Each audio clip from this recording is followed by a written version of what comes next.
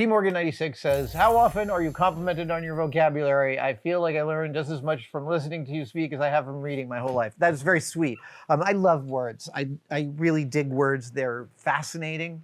I'm also a collector. So like my love of words,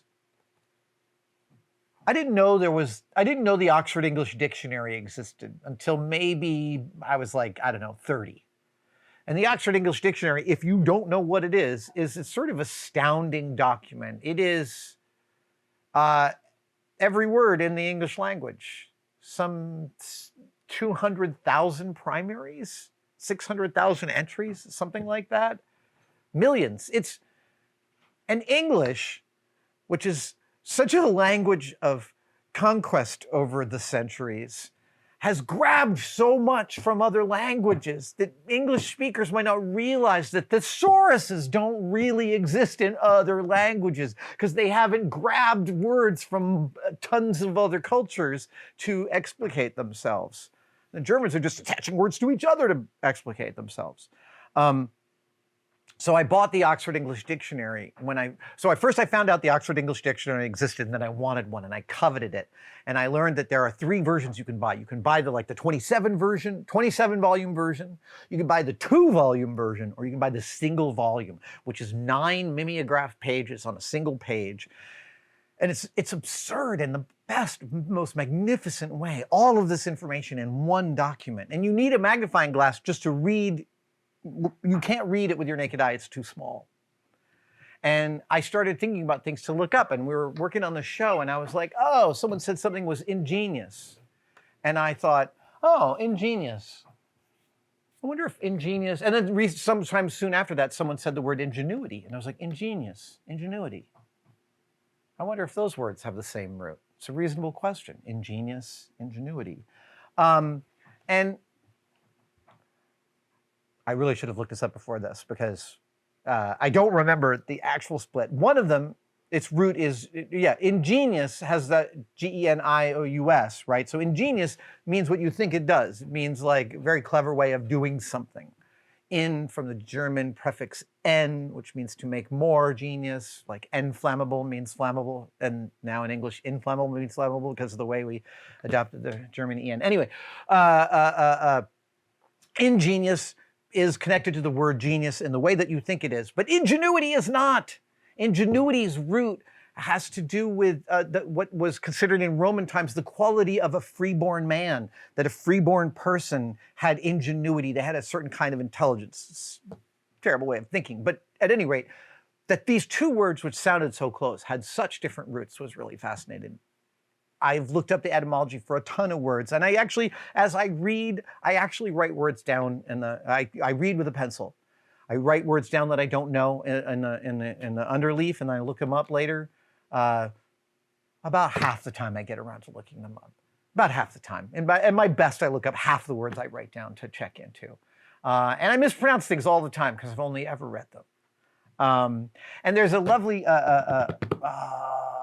geez, I'm not going to remember the name, and so I'm not even going to tell that story because I can't even give it any context. I'm sorry. Words are amazing. The English language is an astounding compendium of histories, really, in its language, and I find that really exciting. And so I like to use other words and use them in context just to, it feels better for my brain. I'm delighted, T. Morgan, that you enjoyed as well. Crispy Chrissy says, I noticed that you lost a good amount of weight during the production, and you still look great today. Shucks, thank you.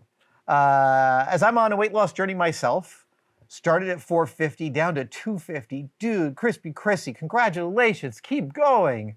Wow. I'm curious as to what motivated you to lose weight and how you approached it when you made the decision to do it. It's 2012, and MythBusters is at its absolute peak, and Jamie and I write and start touring a science show around the country. And this is real road living. We are doing 6 shows a week in 6 different cities from the back of a pair of tour buses. We have a crew of, I think, 9 or 10 people. We're putting up a big show every night in 2,000 to 5,000 seat houses. It was spectacular. I don't know if I'll ever do that again, but man, tour bus living is like sweet business. I really, really enjoyed it. And you know, you wake up, your whole life is in the same room. You know, you leave that room to go do this show on a stage, and then you go back to this room. And during the day, you wake up, and, you know, my crew, when they landed in a city, would just get me a Starbucks, and it would be out in the kitchen of the bus I was on in the morning. And then at lunch, well, I'll say the other thing that's great about touring is that the food's usually great. The theaters that you tour to know that good food is one of the ways they keep people coming back to their venues. So in general, the road food is pretty awesome. And road crews always know where the best meal is in a city for the after show meal. What were we talking about? Weight loss journey, right. So I'm on this tour, and I think it's the second tour I was on. I did 5 weeks on the first tour, and then we took a couple months off, and then we did another 5 weeks, 6 weeks. And it was that second 6-week trip that I was thinking, I wonder if I could eat a lighter lunch and lose some weight.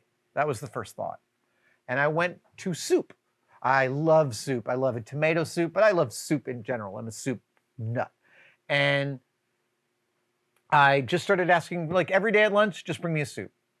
And I just started eating soup. And I lost about 15 pounds over 6 weeks just having soup for lunch.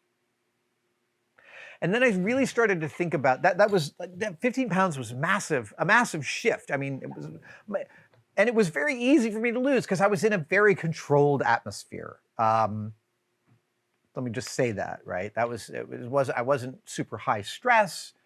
There weren't a lot of things. There's a lot of food I eat now that is stress reliever, mood enhancer, and like I take that really seriously. But I came back from that tour about 15 pounds lighter, and I was thinking, I want to keep going. I'm now down to 185, and I want to be less. I just feel like instantly I lost that weight. I feel like walking more. I feel like moving more. This is great. And I thought maybe I can give up lunch. And for most of my life, I would get hangry if I didn't eat by midday. I would get genuinely hangry. There's early MythBusters episodes that are all about Adam needs a cookie by 3 or 4 p.m. Otherwise, he gets cranky. Somehow, on the second tour, giving up lunch was much less difficult than it had ever been before. And that started me on, they now call it intermittent fasting, but I haven't eaten lunch in the better part of 15 years. And the reason I gave up lunch, like, listen, what works for me might not work for anybody else, but the reason it worked for me was because, one, I didn't get hangry.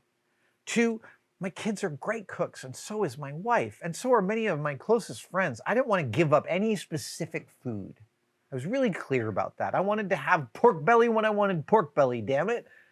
And so I thought, okay, so it's not about giving up categories of food. Maybe it's giving up categories of eating lunch. So for me, my routine is I have a cup of coffee, and then I'll have maybe a midday snack, sometimes a Pop-Tart, sometimes a bag of chips, usually a Pop-Tart. That's about half the time I have a snack in the middle of the day, and then I eat around 5:30 or 6. And that keeps me at this weight, which I don't know what it is, because I haven't weighed myself in about 18 months, which is really good progress for me. Because one of the things that happened around that time is I started weighing myself all the time, which is fascinating from a scientific standpoint, not so great from a psychological standpoint. It's not good to have that granular, and there are some things that are amazing about it. One, when you start to weigh yourself all the time, you'll notice your weight shifts like 5-6 pounds a day, up and down depending on the time of day. We respirate more of our weight than we excrete or evacuate. I'm telling you, you breathe out more of your weight than you poop or pee it. Haha, you didn't know that. So I learned a lot. I learned a lot about metabolism, about my metabolism. But, you know, like, for me, giving up lunch still works because I'm going to take my food comforts where they exist. Especially in this time, like, I want everyone to have their comforts. There was just this time when my mom was out here visiting a few years ago, and she was driving me batty, and I just was like, I'd taken the dog out for a walk, and I walked over to the store, and they had some Haribo fruit salad, and I was like, oh, and I bought it, and I ate the whole thing on the street. And I walked home feeling better. And I was like, oh my God, this is genuine. This is like I just took an antidepressant.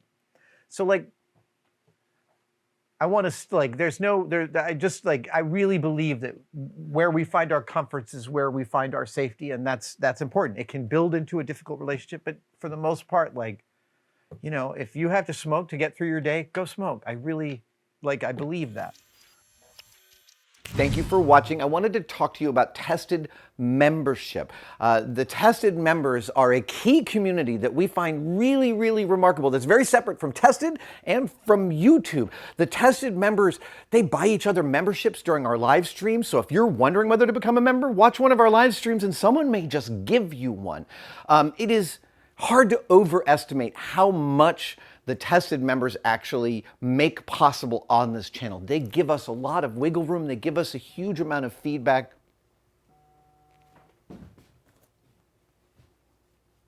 That's a member right now. Thank you so much for enjoying your membership. Link in the description for everything you need to know. And for all the members out there, thank you, thank you, thank you.